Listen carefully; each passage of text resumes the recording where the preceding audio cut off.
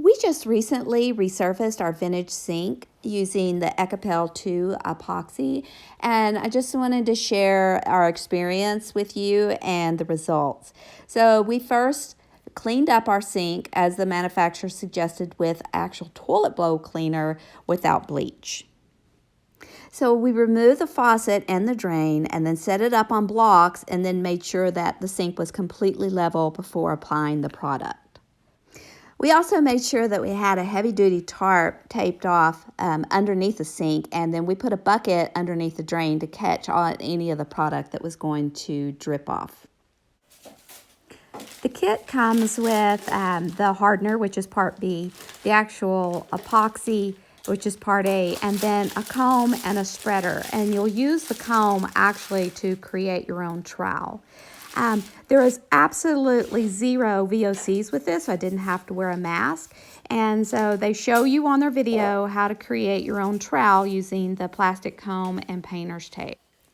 So here's kind of where I deviated from the manufacturer's instructions. I got my own bucket and actually started with part B in the bucket and then added the part A, which is the epoxy, into part B so that it would mix easier.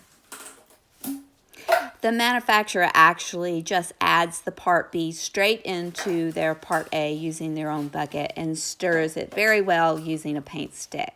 I chose to do it this way because you get less of a chance of the two products not mixing correctly.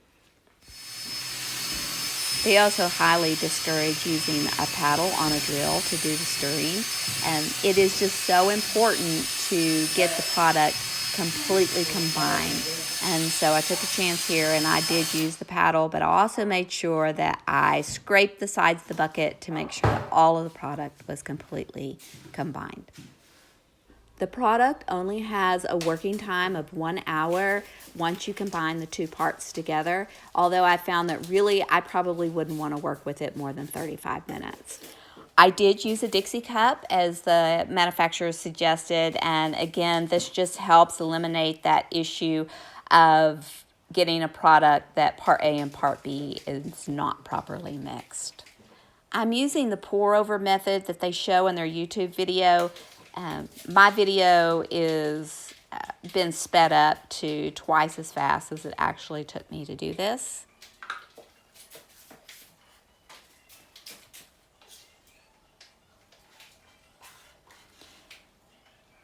So you want the gravity to do the work for you, and applying the product at the highest point of your sink and letting it drip down, and then using the plastic scraper that they gave you to pull the product up and then drip back down. It's got a great self-leveling product in there that will eventually level out on the bottom of the sink.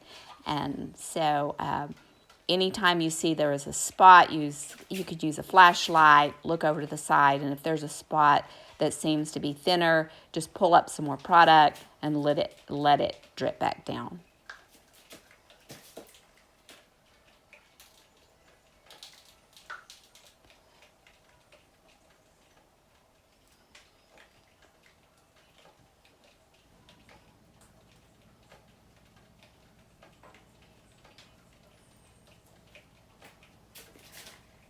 Once the drain basin was somewhat covered, I went ahead and then applied it to the apron using the same method, letting gravity do its job, and then use that scraper to pull the product back up and then drip back down evenly.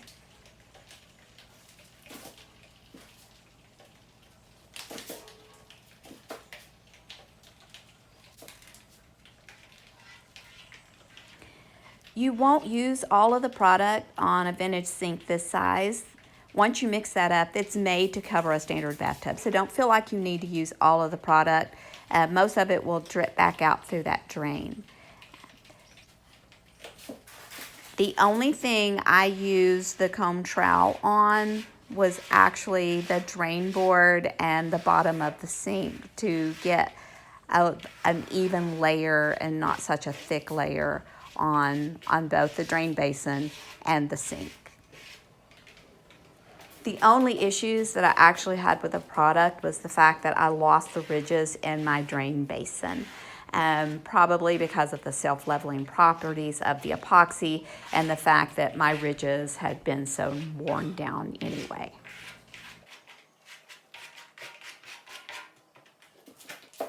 As your epoxy starts to level out along the apron and on the drain, the epoxy will start to drip. And so I just made sure that I used that scraper and removed whatever drips I could through that 1 hour process.